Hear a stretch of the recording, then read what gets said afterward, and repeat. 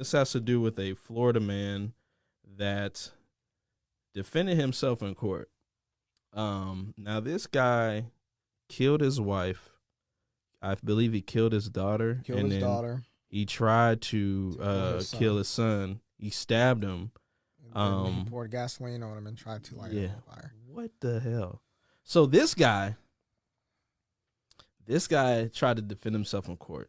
And we're gonna play a little clip of what this guy was on.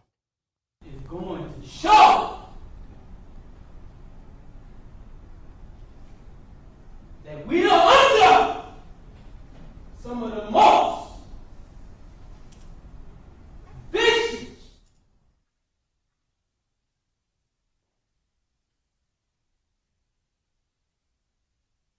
lying,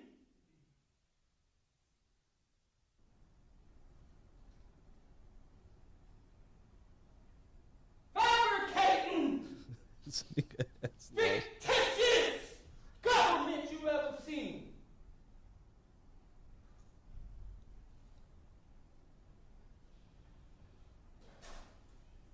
By the time it's all said and done, you will see who is the mass murderers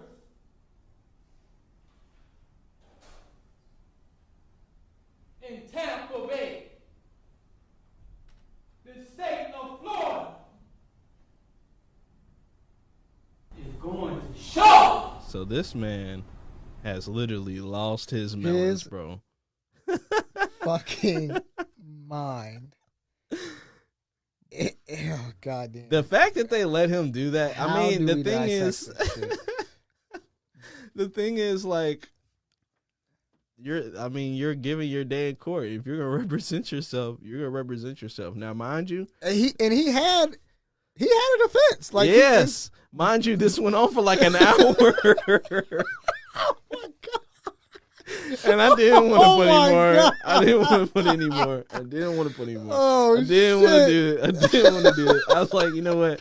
I just put this little opening kind of thing, and then that was it. Because he got to his son. His son came up as a witness, and he got to. He had to cross-examine. Yeah, he got to cross-examine. And he was like, son. I don't know if you already say it's like, nice to see you. Nice to Haven't see seen you in a while. Like, the fuck do you mean? Nigga, you is crazy.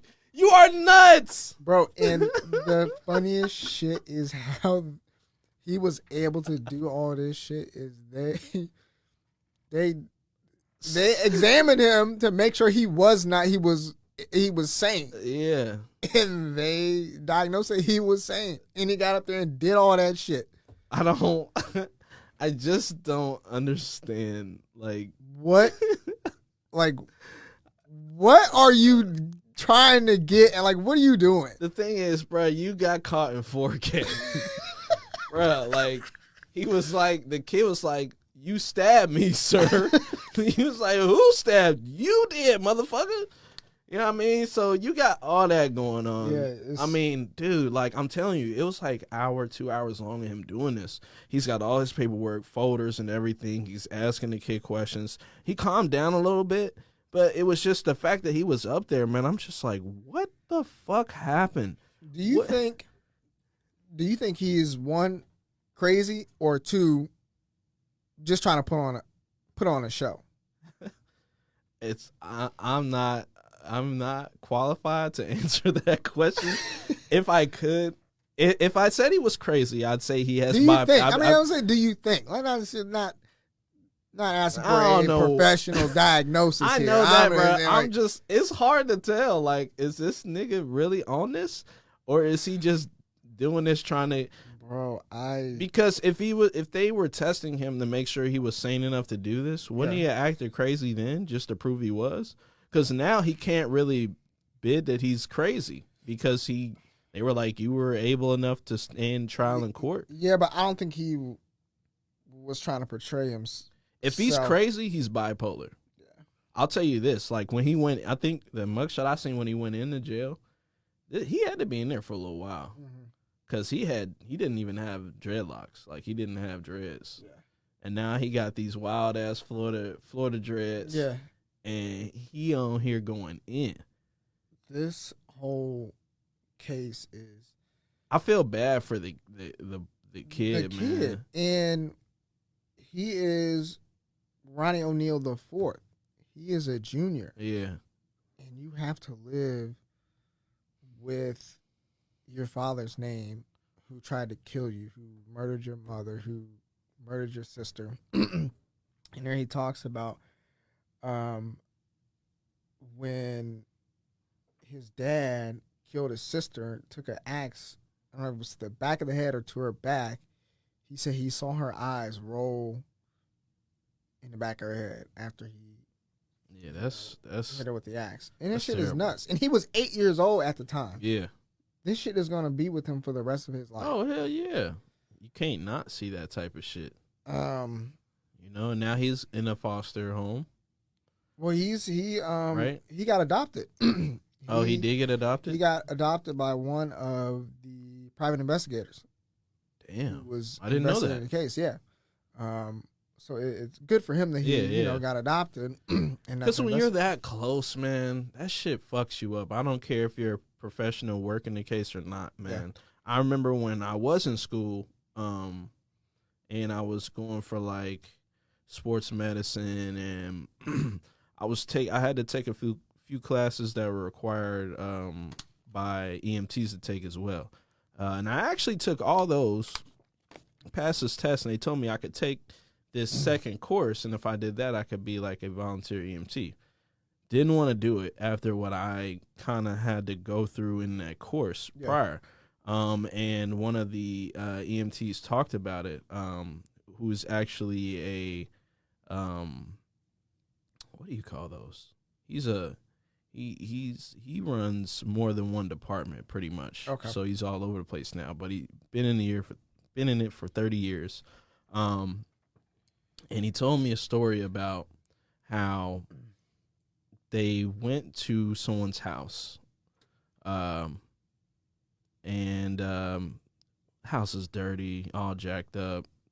Police has always been called, and they told him, like, something's going to happen, you know, if you guys don't do something about this. Well, then EMTs got called, and, like, one of the little girls was all bruised up, hit, beat up, and he had to leave the room because it took everything, you know, for him not to whoop the dude's ass in there. Right. You know, so that just goes back to kind of, you know, the private investigator. You're really close to these cases and everything. Yeah. You're human. Mm-hmm. You're gonna be that way. You're gonna feel that way. It's, you know, and sometimes it's just meant to be. It's destiny. You know, It was put there by a higher being. It's put there. God put that in you in that position to take this case for you to take care of this child that needed you, and you needed him. So that's a cool thing that, you know, that type of stuff happens, because it doesn't happen like that all the time. No. It's not always a great story, you know, because a lot of times that shit influences the kid to act fucking just as crazy as the father, you know, and it's not his fault. It's not.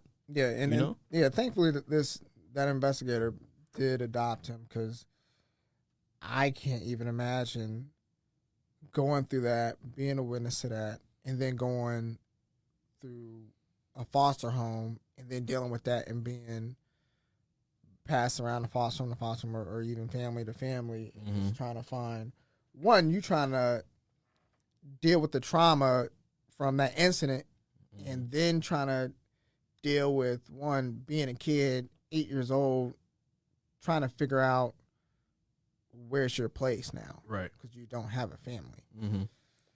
So, yeah, man, that's a tough thing, man. Thank God I've never had to experience that, but I've known some people that did, and they turned out great. Yeah, you know. So let's hope that the same things happens for this kid, and, you know, my condolences to him, his family, and whoever else that was really kind of, like, you know, affected by this, because this isn't something, you know, you see this going viral. You have to look at this. Yeah. This is a man that killed your mom, your sister, or maybe that's your daughter, your niece, whoever. Like that's somebody's family, right? You know, so we have to also keep that in mind. But, you know, also we still have to, you know, let this be known that this nigga went up here and acted batshit crazy. Oh yeah, and 100%. this is every day in Florida. So Yeah, right. That too. yeah. Motherfuckers in Florida is crazy. What did they say? Type in Florida man in your birthday, and there's every day there's something that somebody is doing. Yeah. With this, I just don't know if he's just trying to put on a show, because when you're a serial, and that's what I'm still trying to figure out. You know, you gotta, and the thing is, with some of these people, they're incredibly smart. Exactly. They're not stupid. Mm-hmm. Some of these people are just giftedly smart. I'm not saying this guy is one of them, but just from what I seen, how he was screaming up there, and maybe he's acting like whatever he's seen in shows, but then I seen a softer touch of him when he was talking to the kid, and I'm just like, I'm not understanding what's going on here. Yeah. It's just, I can only imagine being in that courtroom. I know the judge was like, man, oh my God. Like, damn it, I'm going to be on fucking Channel 9 fucking tonight. God damn it. I know that's what they were thinking. Man. And I'm telling you, bro, you can go look this up, look up the gentleman's name, and the whole fucking day that he did this, it's on there. And I think he's done more than one day. It's like, brother, how are you going to get out of this? Bro, just imagine if you got pulled for jury duty for this shit. Oh, my God. If I get pulled into jury duty, the shit better be worth it. I better witness some crazy shit like this. Yeah. I was going to say. If y'all making me miss work in time out of my day, I better witness some crazy shit. I can't wait to see if this nigga going to say today. Like, it ain't nothing he could tell. Like, nigga, you guilty, but I'm going to sit up here and let you get your rocks off. Yeah. Go ahead, bro. Do what you want to do. Go ahead. You can say whatever you want, nigga. We ain't even really got to take notes. Nigga, you're guilty. You're guilty. Because all the prosecutor going to show me, they going to be like, look, fingerprints here, but here. The boy said he saw the mom do this, that, and the boy was stabbed, and he just said it again. Yep. Guilty. Nigga, you're going to jail. Yep. I'm like, look, you had your fucking time to shine, your hour, 2 hours, say what the fuck you want to say. Nigga, you going to fucking jail. Yeah, you're getting life, buddy.